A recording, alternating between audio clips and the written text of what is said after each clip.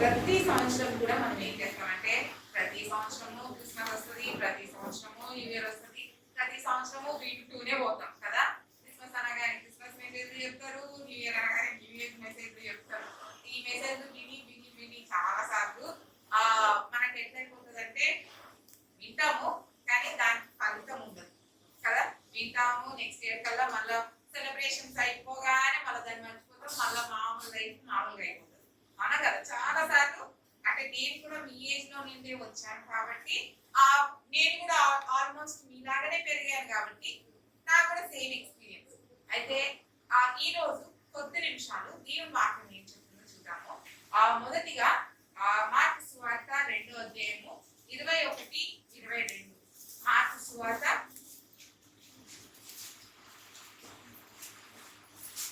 2వ అధ్యాయము 21, 22. నేను చదివి వినిపిస్తాను, జాగ్రత్తగా వినండి. మైక్ యూజ్ చేస్తాను నేను అనుకుంటున్నాను.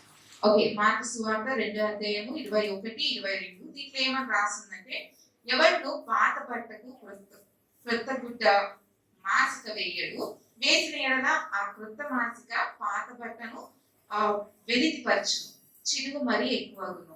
ఎవడు పాత తిత్తులతో క్రొత్త ద్రాక్షారసం పోయాడు, పోసిన ఎడల మీకు దొరకలేదా? కృత నిబంధన గ్రంథంలో 32వ పేజ్. ఓకేనా, కృత నిబంధనలో 32వ పేజ్, 32, పేజ్ నెంబర్ 32. మరొకసారి జాగ్రత్త వినండి, చదువుతాను. ఎవరు పాత బట్టకు కొత్త గుడ్డ మాసిక వేయడు, వేసిన ఎడల ఆ కొత్త మాసిక పాత బట్టను వెలితిపరచును, చిలుగు మరీ ఎక్కువగును. ఎవరు పాత తిత్తులలో క్రొత్త ద్రాక్షారసం పోయడు, పోసిన ఎడల ద్రాక్షారసం ఆ తిత్తులను పిగిల్చును, రసము తిత్తులు చేడు. అయితే ఈ వాక్యము చాలా కష్టంగా ఉంది కదా అర్థం చేసుకోవడానికి. దీన్ని అర్థం చేపించడానికి చిన్నగా మీకు ఒక 2 పార్ట్స్ లాగా డివైడ్ చేద్దాం, సరేనా. ఫస్ట్ ఏంటంటే పాత బట్టకు కొత్త బట్టలు కట్టరు అన్నది ఆ ఫస్ట్ 21st verse కి అర్థం అన్నమాట. అంటే పాత బట్టకు కొత్త బట్ట కట్టడము ఏంటి అంటే, ఇప్పుడు మనందరికి కొత్త బట్టలు తీసుకుంటాం కదా. ఇప్పుడైతే ఆల్రెడీ వాటర్ లో ముంచి ఇస్తున్నారు, అంటే వాటర్ లో వాష్ చేసి ఉన్నవే ఇస్తున్నారు. కానీ ఇంతకు ముందు ఏం చేసేవాళ్ళు, వాటర్ వాష్ ఇవ్వకుండా మామిడి కొత్తవే కుట్టేసి ఇచ్చేవాళ్ళు. అప్పుడు మనం ఫస్ట్ టైం ఉప్పగానే ఏమయ్యేది కలర్ పోతుంది, ఇంకా బట్టలు పైకి అయిపోతాయి, అవునా కదా. ఎందుకు, షింక్ అవుతాయి కదా. అయితే ఇక్కడ ఏమంటున్నాడంటే, పాత బట్ట అంటే ఆల్రెడీ వాటర్ లో తీసేసిన ఆ బట్టకి కొత్త బట్టను ప్యాచ్ వేయము. ఎందుకు అంటే, ఇప్పుడు పాత బట్ట ఉంది, ఇగో ఈ డ్రెస్ ఉంది అనుకోండి, ఇది ఆల్రెడీ వాటర్ లో తీసేసారు. అయితే దీనికి కొత్త ప్యాచ్ ఏదైనా ఎక్కడన్నా హోల్ పడ్డది, కొత్త ప్యాచ్ వేసినాం, ఏమైతుంది అప్పుడు? ఇంకోసారి నీళ్ళలో తీసేస్తే పాత బట్ట బాగానే ఉంటది, కానీ కొత్త బట్ట ఏమైతుంది? స్ట్రింక్ అవుతుంది, అవునా కదా. స్ట్రింక్ అయినప్పుడు ఇదంతా కూడా ఇక్కడ ప్యాచ్ వేస్తే ఆ స్ట్రింక్ అయినది ఇంకా గుంజేసి ఆ హోల్ పెద్దగా అయిపోతుంది. అర్థమవుతుందా నేను చెప్పేది? అర్థమవుతుందా? అందుకే ఏమంటున్నాడంటే, పాత బట్టకు కొత్త బట్ట ప్యాచ్ వేయొద్దు, అంటే దానికి అతికించొద్దు. ఎందుకంటే స్ట్రింక్ అయినప్పుడు ఇంకా చిరిగిపోతుంది, ఉన్న కొంచెం హోల్ కూడా పెద్దగా అయిపోతుంది అని చెప్తున్నాడు. అయితే ఇప్పుడు మనం మనకి ఏంటి సంబంధం అని చూస్తే, ఇప్పుడు దీన్ని ఆ పాత బట్టను మన పాపపు జీవితం అని అనుకుందాం. ఓకే, ఆల్రెడీ నీళ్ళలో తీసి ఆడేసిన బట్టను మన పాపపు జీవితం అనేసి అనుకుందాం. అయితే ఆ పాత బట్టకు మనం ఏం చేస్తామంటే, ప్రతిసారి వాక్యం విన్నప్పుడు సూపర్ చెప్పి అబ్బా సరే నేను కూడా ఇట్లాగే జీవించాలి అని అనుకుని కొత్తగా దేవుణ్ణి పక్కకు పెట్టుకుంటాం అన్నమాట. సరే నేను ఈ సంవత్సరం మంచిగా ఇక జరిగింది కదా, ఈ విషయంలో నేను ఇప్పటి నుండి దేవుని కోసం మంచిగా ఉంటా అనేసి అనుకుంటాం. సరే, పాత బట్టకి కొత్తగా అటాచ్ చేస్తున్నందుకు ఏమైతుంది? ఇప్పుడు ఇంతకు ముందు ఉన్నవి అలాగే ఉంచుకొని కొత్తగా దేవుడు పనులని, దేవుడు పాటలని అటాచ్ చేసినప్పుడు చిలుగు ఇంకా ఎక్కువైతుంది. అర్థమవుతుందా? మన జీవితం ఎలాగైపోతుంది తెలుసా?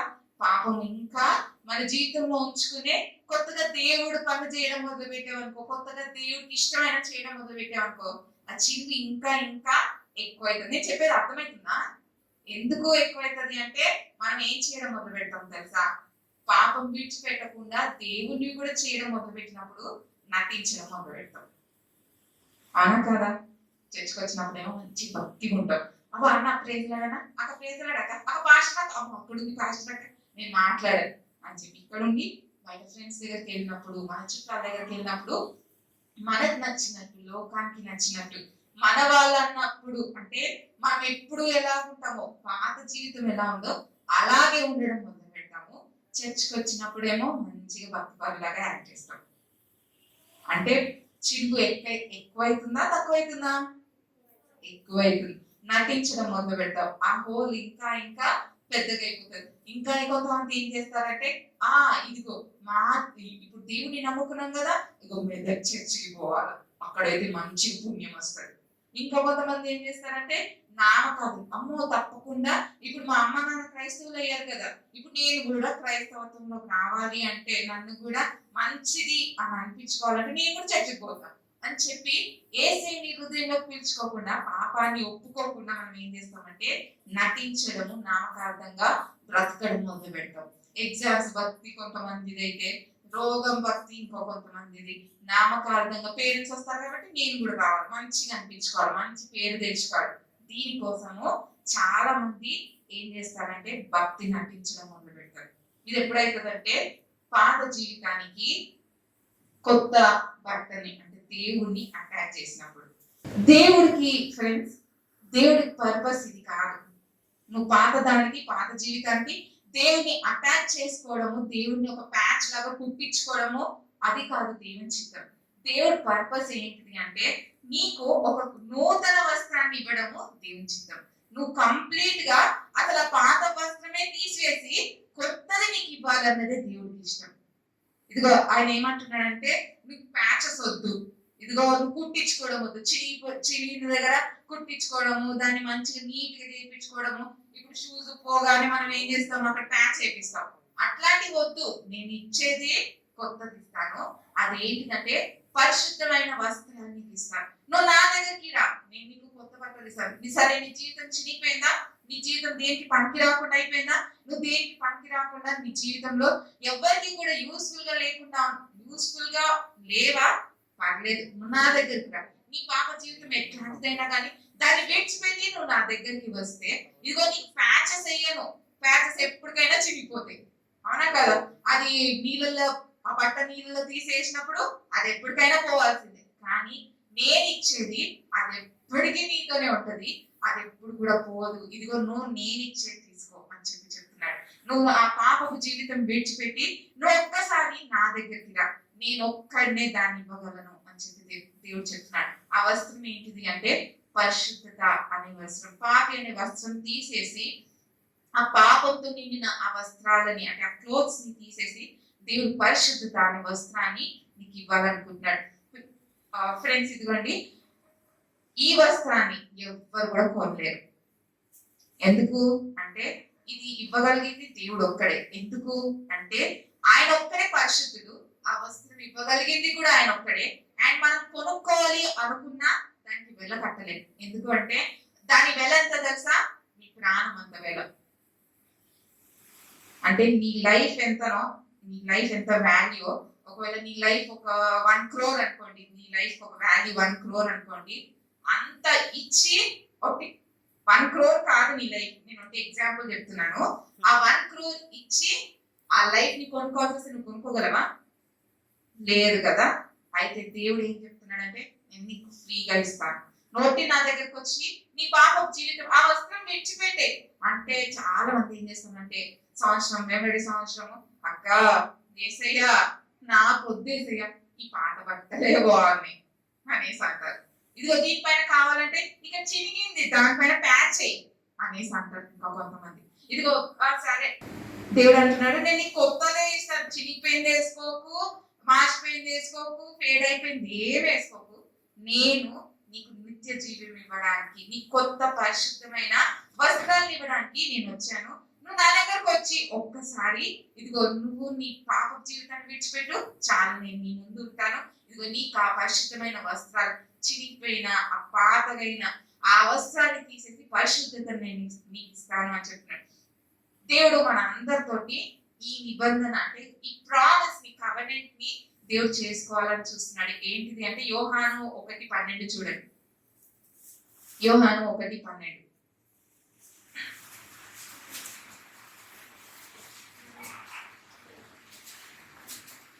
యోహాను సువార్త 1:12. నేను చదవనా?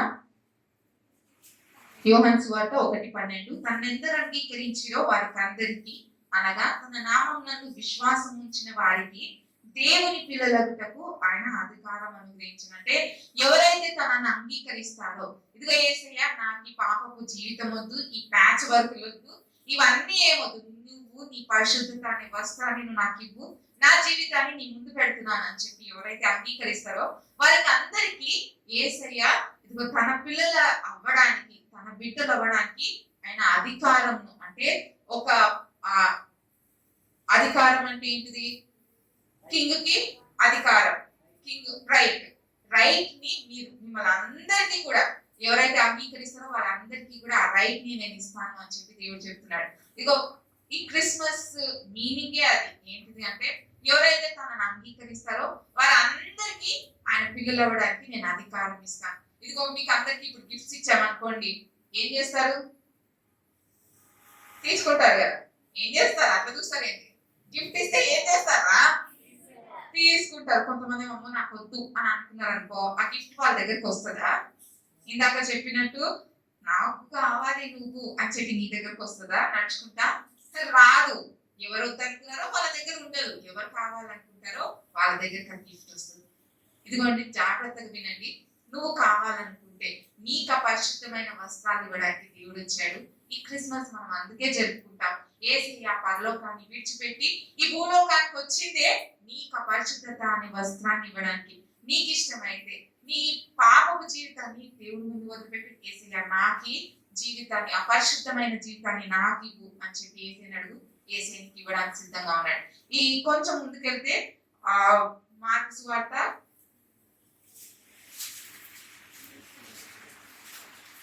35వ పేజ, 32వ పేజ్. మార్కు సువార్త 2వ అధ్యాయము 22వ వచనం చూడండి. ఫస్ట్ ఏం చూసాము? పాత బట్టకు కొత్తదే ఇయ్యొద్దు అని చూసాము. సో ఒకవేళ మీ జీవితాల్లో మీరు పాతవే ఇంకా చేస్తూ అయినా కానీ దానికి దేవుణ్ణి కవర్ వేయాలని చూస్తున్నారా? జాగ్రత్త నటిస్తున్నారే.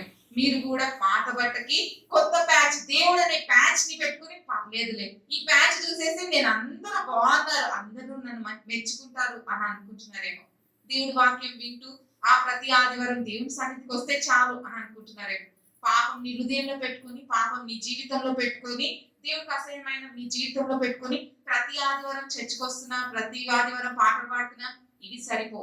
నీ హృదయంలో ఆ పాత వస్త్రాన్ని తీసివేసి కొత్త జీవితాన్ని మొదలు పెట్టడం, యేసయ్య ఇచ్చిన పరిశుద్ధతను వేసుకోవడం, అది చాలా ఇంపార్టెంట్. 22వ వచనం చూస్తే, ఎవరినో పాత తిత్తులలో కొత్త ద్రాక్షారసం పోయడు, పోసిన ఎడల ద్రాక్షారసము ఆ తిత్తులను పిగిల్చును, రసమును తిత్తులను చెడును. అయితే కొత్త ద్రాక్షారసము కొత్త తిత్తుల్లోనే పోయవల్లని చెప్పారు. దీనికి మీనింగ్ ఏంటిదో చెప్తాను. ఇక్కడ ద్రాక్ష రసము తిత్తులు అని చెప్తున్నాడు కదా. ద్రాక్ష రసం అంటే మందు అని అనుకోకండి. ద్రాక్ష రసము అంటే రసమే, జ్యూస్. అయితే ఆ ద్రాక్ష రసము ఏం చేసేవారంటే అప్పట్లో బహుశా పొలాలకు వెళ్ళినప్పుడు, వాళ్ళ పనులకు వెళ్ళినప్పుడు వాళ్ళు ఏం చేశారంటే ఇప్పుడు మళ్ళీ ప్లాస్టిక్ బాటిల్స్ అట్లాంటివి ఏం లేవు. ఎట్లా తీసుకుపోతారు? గిన్నెలు, మేబీ కుండలు లాంటివి అట్లాంటివి ఏమైనా ఉండేవేమో. అయితే ఆ కాలంలో ఏం చేసేవాళ్ళంటే యానిమల్ స్కిన్స్ ఉంటాయి కదా, వాటిని చంపి వాటి స్కిన్స్ ని అటు వాటి తోళ్ళని తీసి వాటిని ఒక బాటిల్ లాగా తయారు చేసుకునేవారు. గోట్స్ ఉన్నాయనుకోండి, మేకలు, వాటిని చంపి ఆ లోపలంతా క్లీన్ చేసేసి వాటిని ఏం చేసేవాళ్ళు అంటే వాటిని బాటిల్స్ లాగా, ఒక ఏదైనా యానిమల్ వాళ్ళకి ఏది క్లీన్ అనిపించదో నాకు తెలియదు, కానీ ఇక్కడ వాళ్ళు చెప్పింది ఇంగ్లీష్ ట్రాన్స్లేషన్ ఏముందంటే గోట్ స్కిన్ అని ఉంది, మేక స్కిన్ అని ఉంది. సో నాకు తెలిసి అంటే గోట్ అంటే పెద్దది, అంత పెద్ద బాటిల్స్ మోసుకెళ్ళి ఉండదు, కానీ చిన్న మేక పిల్లలు లాంటివి ఏమో తీసుకెళ్లేవారేమో. అయితే వాటిని క్లీన్ చేసి వాటిలో ద్రాక్ష రసం పోసుకుని తీసుకుని వెళ్ళేవారు. ఎందుకు అంటే ఇప్పుడు మనం చూస్తాం కదా లెదర్ షూస్, దాంట్లో నుండి వాటర్ పోవు, వాటర్ లోపలికి వెళ్ళదు. ప్లాస్టిక్ లాగా, ఆల్మోస్ట్ ప్లాస్టిక్ లాగా గట్టిగా ఉంటాయి. అందుకే వాళ్ళు ఏం చేసేవాళ్ళంటే ఆ స్కిన్స్ ని యూజ్ చేసేవాళ్ళు. అయితే ఈ స్కిన్స్ కూడా స్పెషాలిటీ ఏంటిదంటే అవి ఎండిపోక ముందే, ఆ స్కిన్ అంతా కూడా ఎండిపోక ముందే దాంట్లో ద్రాక్ష రసం పోసారనుకోండి, ఆ స్కిన్ ఆ లోపల ఉన్న ద్రాక్ష రసం ఫర్మెంట్ అయ్యే కొద్దీ, ఫర్మెంటేషన్ అంటే తెలుసు కదా, పులిసే కొద్దీ ఈ ఈ బయట ఉన్న స్కిన్ కూడా అది డ్రై అయితూ దాని ప్రకారం అంటే ద్రాక్ష రసం ప్రకారము అది మలుచుకునేదంట. అర్థమవుతుందా నేను చెప్పేది? మళ్ళీ ఒకసారి చెప్తాను. ఈ స్కిన్ లో అంటే డ్రై అవ్వక ముందు, ఈ స్కిన్ అంటే ఈ బాటిల్ లాగా చేసిన స్కిన్ ఉంటది కదా, అది డ్రై అవ్వక ముందు దాంట్లో ద్రాక్ష రసం పోసినప్పుడు, అంటే కొత్తగా తీసిన ద్రాక్ష రసం, కొత్తగా త్రొక్కిన ఆ ద్రాక్ష రసం పోసినప్పుడు అది ఆ స్కిన్ బయటది డ్రై అయ్యే కొద్దీ ఏమయ్యేదంటే లోపల ఉన్న ద్రాక్ష రసం కూడా పులిసేది. అంటే కొన్ని డేస్ పెట్టగానే పులుస్తుంది కదా, ఆ పులిసే కొద్దీ ఈ బయట ఉన్న స్కిన్ కూడా గట్టిగా అయ్యేది. అలాగే అది కూడా విడిపోకుండా లేకపోతే పిగిలిపోకుండా గట్టిగా స్ట్రాంగ్ గా ఆ బయట ఉన్నది కూడా అయ్యేది. అయితే ఇక్కడ ఏం చెప్తున్నాడంటే ఆ కొత్త ద్రాక్ష రసాన్ని పాత అంటే ఓల్డ్ తిత్తులలో అంటే ఓల్డ్ స్కిన్ బ్యాగ్స్ లో వేయొద్దు. ఎందుకు? ఇప్పుడు ఇది ఇంకా ఫర్మెంట్ అవుతుంది అనుకోండి, కొత్తగా పోసిన ద్రాక్ష రసము, నేను చెప్పేది అర్థమవుతుందా? ఈ కొత్తగా పోసిన ద్రాక్ష రసం ఇంకా ఫర్మెంట్ అవుతుంది కదా, ఫర్మెంట్ అవుతున్న కొద్దీ ఇప్పుడు స్కిన్ కూడా అవ్వాలా, స్కిన్ కూడా ఇంకా ఎక్స్పాండ్ అవ్వాలో లేకపోతే తక్కువ అవ్వాలో అవుతుంది కదా. సో ఆ ప్రాసెస్ లో ఈ పాత తిత్తులు అంటే పాత బాటిల్స్ లాంటివి పగిలిపోయాయి అన్నమాట, పీల్చుకుని పోయేవి, ఓకే, పిగుల్చుకుని పోయేవి, పగిలిపోయేవి. అందుకే ఏం చెప్తున్నా కొత్త దాంట్లో కొత్తదే పోయాలా, పాత దాంట్లో పాతవే అంటే మంచిగా పాత ఫర్మెంట్ అయినవే పోయాలా అని చెప్తున్నాడు. అయితే దీనికి నీకు ఏంటి సంబంధం అంటే, ఇప్పుడు దేవుణ్ణి మనం ఆ ద్రాక్ష రసం అనుకుందాం, మనము మన జీవితము అతిత్తులో అనుకుందాం. తిత్తులు అంటే బాటిల్ ఓకే, అతిత్తులో అనుకుందాం. అయితే దేవుడు దేవుడు ఏం కోరుకుంటున్నాడంటే, మీరు ఏసేని తెలుసుకున్నాక మీ జీవితాన్ని కంప్లీట్ గా ఏసే తోటి నింపుకున్నప్పుడు ఏసేకి అనుకూలంగా మీరు మారుతారు. అర్థమవుతుందని చెప్పేది? ఏసే హృదయంలో పిలుచుకున్నాక మీరు ఏసేకి ఇష్టంగా లేరనుకోండి, ఆ తిత్తులు పగిలిపోయినట్టే. అంటే పాత దాంట్లో పాత పాపపు జీవితంలో అది పెడితే ఏమైతుంది, దేవుడి వాక్యాన్ని పెడితే ఏమైతుంది, పగిలిపోతుంది. అంటే దేవుని కొరకు దేవుడికి ఏమి ఇష్టం అంటే, దేవుని కొరకు మనం సపరేటెడ్ గా ఉండాలి, ఆయన కోసమే స్పెషల్ గా మీరు బ్రతకాలి అని చెప్పి దేవుడి ఉద్దేశం. ఆ దేవుడు మన జీవితాల్లో అంటే ఇప్పుడు దేవుని ద్రాక్షారసం అనుకున్నాం కదా, ఆ తిత్తుల్లో పోసినప్పుడు ఏమైతుందని చెప్పాను, ఆ తిత్తి మొత్తం అంతా కూడా మారిపోతుంది, అవునా కదా, అది ఎండిపోతుంది, దానికి అనుకూలంగా అది మారిపోతుంది. నువ్వేం చేయాలి అంటే, దేవుడా ఇదిగో నా జీవితం మార్చు అని చెప్పి దేవుని దగ్గరికి వెళ్ళాలి. చాలా మంది బైబిల్లో దేవుడు ఎంటర్ అవ్వగానే వాళ్ళ జీవితాలు కొంతమందికి ఏమో మారాయి, కొంతమందికి ఏమో మారలేదు. ఈ రెండు ఎగ్జాంపుల్స్ చూసుకొని మనం ముగించుకున్నాము. అయితే మారకుండా దేవుని హృదయంలో పిలుచుకున్నాక కూడా ఇంకా పాత జీవితంలోనే ఉన్నారు, పాపం చేస్తూనే ఉన్నారు, ఇంకా మీకు నచ్చినట్టే ఉన్నారు, దేవునికి నచ్చినట్టు లేకుండా ఉన్నారు అంటే ఏమైతుందో చూద్దాం. మీకు అందరికి కూడా ఒక స్టోరీ లాగా చెప్పేస్తాను. ఒకవేళ తెలియకపోయింటే, లోతు భార్య గురించి ఎంతమందికి తెలుసు? లోతు భార్య ఓకే, చాలా మందికి తెలియదు కదా. అయితే ఈ లోతు అనే వ్యక్తి తను ఏం చేశాడంటే, తను అబ్రహాం యొక్క రిలేటివ్. అబ్రహాం గురించి వినుంటారు కదా, అబ్రహాం యొక్క రిలేటివ్. అయితే తను ఏం చేశాడంటే, అబ్రహాం చెప్పాడు, ఇదిగో లోతు, నీకు నచ్చిందల్లా కూడా నువ్వు చూస్ చేసుకుని అక్కడ ఆ ప్లేస్కి వెళ్ళిపో, మిగిలిన ప్లేస్ నేను ఉంటాను, నేను నా సంతానం అంతా ఉంటాను అన్నప్పుడు లోతు ఏం చేశాడంటే, తనకు ఎంతో పచ్చగా మంచిగా గ్రీన్ గా కనిపించిన ప్లేస్ చూస్ చేసుకొని ఆయన సెలెక్ట్ చేసుకొని అక్కడికి వెళ్ళిపోయాడు. మనం కూడా అంతే చేస్తాంగా, ఏది మంచిగా అనిపిస్తే దాని దగ్గరికి వెళ్తాం, అవునా? అయితే లోతు అక్కడికి వెళ్ళినప్పుడు ఆ విలేజ్ ఆ ఊరంతా కూడా పాపంలో ఉంది అని తెలుసుకొని తన బయటికి రాలేదు. సరే, అక్కడ ఆమెనే చేసుకున్నాడు. ఆ తర్వాత అక్కడ ఆ సొదొమ గొమొర్రా అనే పట్టణంలో ఉన్న వాళ్ళనే చేసుకున్నాడు, అక్కడ స్త్రీని చేసుకుని అక్కడే పిల్లల్ని కన్నాడు. ఆ తర్వాత ఆ పట్టణము దేవుడికి అసహ్యమయ్యి దేవుడు ఆ పట్టణాన్ని నాశనం చేయాలి అని చెప్పి అనుకుని లోతుని తీసుకుని వచ్చేస్తున్నాడు బయటికి. అయితే లోతుని తన కుటుంబాన్ని తీసుకుని వచ్చేసినప్పుడు దేవుడు ఏం చెప్పాడంటే, ఇదిగో జాగ్రత్త, నువ్వు నీ ఈ పాపపు జీవితాన్ని, ఆ పాపంలో ఉన్న ఆ ఊరిని వదిలేసి వచ్చేస్తున్నావు కదా, ఇంకెప్పుడు తిరిగి చూడద్దు అనేసి అన్నాడు. సరే, అందరూ పరిగెత్తుకుని ఏంజల్స్ వాళ్ళ చేతులు పట్టుకుని, వాళ్ళు రాకపోతుంటే వాళ్ళని పట్టుకుని ఈడ్చుకుని తీసుకుని వెళ్తున్నారు. అంతలో లోతు భార్య ఏం చేసింది తెలుసా? ఒక్కసారి చూస్తారు అనుకుని ఎంత తిరిగి చూసింది. అంతే, చూసిన వెంటనే ఉప్పు స్తంభం అయిపోయింది. దీనికి తన పనికి వస్తుంది. ఆమె ఇప్పుడు ఉప్పుని తీసుకున్నాడు, ఆ స్తంభం మొత్తం ఉప్పు ఏం చేసుకుంటాము, మనిషి ఉప్పు స్తంభంగా మారిపోయింది. చాలా సార్లు మనం కూడా ఇదే చేస్తాం. దేవుడు నిన్ను విడిపించాడు, నువ్వు దేవుని బిడ్డగా అయ్యావు, అయినా కానీ ఏం చేస్తామంటే మాటికి ఎంత తిరిగి చూస్తాం. నేను వాళ్ళతో ఉన్నట్టే బాగుండేదంటవా, అసలు నేను వాళ్ళని అంటే దేవుడి దగ్గరకు వచ్చి అట్లాంటి వాళ్ళని అట్లాంటి ఫ్రెండ్షిప్ ని విడిచిపెట్టాలి అని అనుకున్నాను, కానీ అది నాకు మంచిదే చేసిందా చెడు చేసిందా? ఒక్కసారి మళ్ళీ వాళ్ళతో మాట్లాడితే బాగుండు అని అనుకుంటాం. ఒక్కసారి ఆ జీవితం మళ్ళీ ఒక్కసారి నా జీవితంలోకి వస్తే, అటువంటి పాపపు జీవితం మళ్ళీ ఒక్కసారి నా దగ్గరకు వస్తే, పాపమేం కాదేమోలే, పర్లేదేమోలే అని అనుకుని ఏం చేస్తామంటే మళ్ళీ ఒకసారి వెనకకి తిరిగి చూస్తాం. జాగ్రత్త, నువ్వు కూడా లోతు భార్యలాగా దేనికి పనికి రాకుండా అయిపోతావేమో. పాత తిత్తులోకి కొత్త ద్రాక్ష రసం పోస్తే ఏమైతుంది? పగిలిపోతుంది. నీ జీవితం అట్లా అవ్వద్దు, నువ్వు దేనికి పనికి రాకుండా అవ్వద్దు అని అంటే, దేవుడు నిన్ను కూడా వాడుకోవాలి, నీ జీవితం కూడా మారాలి అని నువ్వు అనుకుంటే, నీవు ఎట్లాగైనా ఉండని, ఎవరికి ఇష్టం ఉండని ఇష్టం లేకుండా దేవుడికి నమ్మకంగా ఉండు. దేవుడు ముందుకే వెళ్ళు అని చెప్పినప్పుడు నీ పాపపు జీవితాన్ని వెనుక విడిచిపెట్టి నువ్వు ముందుకే వెళ్ళు, దేవుడు నేను దీవిస్తాడు. నువ్వు కనుక లోతు భార్యలాగా వెనుకకి తిరిగి సాతాను అంటాడు, ఏం పర్లేదు, నువ్వు వాళ్ళని విడిచిపెట్టేసావు, లేకపోతే ఆ అలవాటుని విడిచిపెట్టేసావు, ఏం లాభము?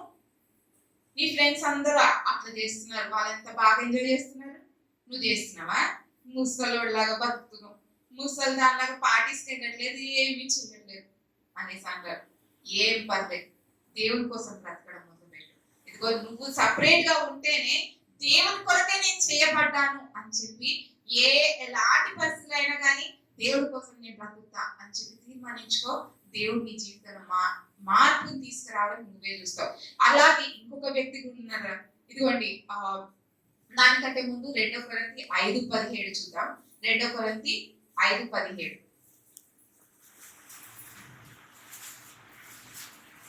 Page number 161. 161 క్రొత్త నిబంధన గ్రంథం. నేను చదువుతాను, జాగ్రత్తగా వినండి. కాగా ఎవడైనా క్రీస్తునందున్న ఎడల వాడు నూతన సృష్టి, పాతవి గతించెను, ఇదిగో కొత్తవాయను. అంటే దేవుడు ఏమని చెప్తున్నాడంటే, ఒకవేళ దేవుని నమ్మకున్నావు అనుకో, నీ పాతవన్నీ కూడా గతించుకోవాలి, కొత్త మంచిలాగా బ్రతకాలి అని చెప్పి చెప్తున్నాడు. మీకు అందరికి మీరు ఎప్పుడైనా విన్నారో లేదో, ఆండ్రూ అని ఒక అతను ఉండేవాడు. అతను బాగా అలవాటు ఏంటిదంటే, తను ఉండే ప్లేస్ కి దగ్గరలో వేశ్యలు, తెలుసు కదా, ప్రాస్టిట్యూట్స్ ఉంటారు కదా, ఆ వేశ్యలు ఉండే ఆ స్ట్రీట్ ఉండేదంట. అంటే రెడ్ లైట్ ఏరియా, వాళ్ళు ఆ స్ట్రీట్ అంతా కూడా వాళ్ళే ఉండేవాళ్ళు. అయితే ఈయనకి బాగా అలవాటు వాళ్ళ దగ్గరికి వెళ్ళడం. అయితే ఒక రోజు అట్లా వెళ్తూ చాలా ఇయర్స్ తర్వాత అతను దేవుడిని నమ్ముకున్నాడు. వాళ్ళ దగ్గరికి వెళ్ళడము ఆపేసిన తర్వాత ఇంకా దేవుడిని నమ్ముకున్నాడు కదా, ఇప్పుడు ఆయన నూతన సృష్టి. అయితే ఆపేసిన తర్వాత చాలా ఇయర్స్ కి ఆ స్ట్రీట్ నుండి నడుచుకుంటూ వెళ్ళాల్సి వచ్చిందండి. అయితే ఆయన రెగ్యులర్ గా ఎవరి దగ్గరికి అయితే వెళ్ళేవాడో, ఒక ఆమె చూసి, హే ఆండ్రూ, ఇక్కడ ఏంటి రావట్లేదు, నన్ను చూసి కూడా చూడనట్టు, నేను పరిచయం లేనట్టు వెళ్ళిపోతున్నావు ఏంటి అని చెప్పి ఆండ్రూని పిలవగానే ఆండ్రూ అన్నాడంటే ఏమనంటే, that Andrew is dead, this is new Andrew అనేసి అన్నాడు. అంటే ఇంతకు ముందు ఉన్న ఆండ్రూ చచ్చిపోయాడు, నీకు నేను పరిచయం లేదు, ఇది కొత్త ఆండ్రూ, కావాలంటే ఇతనితో మాట్లాడు, కానీ ఆ ఆండ్రూతో మాట్లాడాలనుకున్నావా, ఆయన ఆల్రెడీ చచ్చిపోయాడు అని చెప్పాడు. పిల్లలకు మనం కూడా అట్లాగే బ్రతకడం నేర్చుకోవాలి. నీ పాపపు జీవితము వెనకాలనే విడిచిపెట్టు, దాన్ని నీతో పాటు మూట కట్టుకుని తీసుకురాకు. దేవుడు వాటి అన్నిటికీ ఆయన క్రయదనం చెల్లించేశాడు, ఆ పనిష్మెంట్ తీసేసుకున్నాడు. నువ్వు కేవలం ముందుకెళ్తూ యేసయ్యా నువ్వు నాతో పాటు రా అని చెప్పి యేసయ్య చెప్పు. ఇంకొక ఎగ్జాంపుల్ దేవుని శక్తి పొందుకున్న ఇంకొక ఎగ్జాంపుల్ ఎవరు అంటే పేతురు. ఎవరు? ఈయన ఏం చేశాడు మీకు అందరికీ తెలుసు కదా. పేతురు చేపలు పట్టేవాడు, ఆయన దేవుడు సెలెక్ట్ చేసుకున్నాడు, ఒక శిష్యుడిగా చేసుకున్నాడు. ఆ తర్వాత అతను దేవునితోటి అన్ని సంవత్సరాలు 3.5 సంవత్సరాలు యేసయ్యతోనే ఉండి ఉండి ఆ చివరికి ఏమన్నాడు? యేసయ్య అంటే నాకు ఎవరో తెలియదు అని చెప్పాడు. చాలా సార్లు మనం కూడా అట్లాగే బతుకుతాం. యేసయ్య గురించి వింటాం. యేసయ్య అంటే ఎవరో తెలియదు అన్నట్టు మన యాక్షన్ ద్వారా చూపిస్తాం. అయితే ఇది అంతా కూడా దేవుడు చూసి అతన్ని చివరికి ఆయన మళ్ళీ తిరిగి దేవుని దగ్గరకు వచ్చి క్షమాపణ అడిగినప్పుడు ఆయన ఎలా చేశాడు తెలుసా దేవుడు? ఆయన అంట ఇట్లా వీధిలో నుంచి నడుచుకుంటూ వెళ్తే ఆయన నీడ పడితే కూడా మనుషులు స్వస్థత పొందేవారంట. నీడ పడితే, ముట్టుకుంటే కాదు, ఆయన వస్త్రాలు ముట్టుకుంటే కాదు, ఆయన నీడ పడితే కూడా ఆ శక్తి ద్వారా, నీడలో ఉన్న శక్తి ద్వారా, దేవుని శక్తి ద్వారా మనుషులు స్వస్థత పడేవారంట. అట్లా మంచంలో ఉన్న వారిని తీసుకొచ్చి పడుకోబెట్టేవారంట. ఫస్ట్ లో చాలా వీక్, అబద్ధాలు, నాకు దేవుడు ఎవరో అసలు యేసయ్య ఎవరో కూడా తెలియదు అని చెప్పాడు. కానీ అట్లాంటి వ్యక్తినే దేవుడు వాడుకున్నాడు. నువ్వు అనుకోవచ్చు నేను దేనికి కూడా పనికిరాను, లేకపోతే నేను డిఫరెంట్ గా ఉంటాను, నేను మాట్లాడలేను, నేను చాలా అమాయకంగా ఉంటాను, లేకపోతే నాకు చదువు లేదు, ఇట్లాంటివన్నీ అనుకోవచ్చు. కానీ దేవుడు నీ జీవితంలో ఇన్వాల్వ్ అయి ఉంటే నీ జీవితంలో అనేక మెరుకులు దేవుడు చేయగలడు. నువ్వు అది నమ్మితే దేవుని దగ్గరికి నీ జీవితంలో బహుశా నువ్వు అన్నిటిని ట్రై చేస్తావేమో. వీళ్ళు హెల్ప్ చేస్తారా, వీళ్ళు హెల్ప్ చేస్తారా, ఈ ఫ్రెండ్స్ బాగుంటది, ఇది బాగుంటదా, ఇది ఇట్లా చేస్తే బాగుంటదా, అన్నిటిని చూస్తావేమో. దేవుడు ఏం వెయిట్ చేస్తున్నాడు తెలుసా? నువ్వు దేవుడిని ఎప్పుడు పట్టుకుంటావా అని చెప్పి వెయిట్ చేస్తున్నాడు.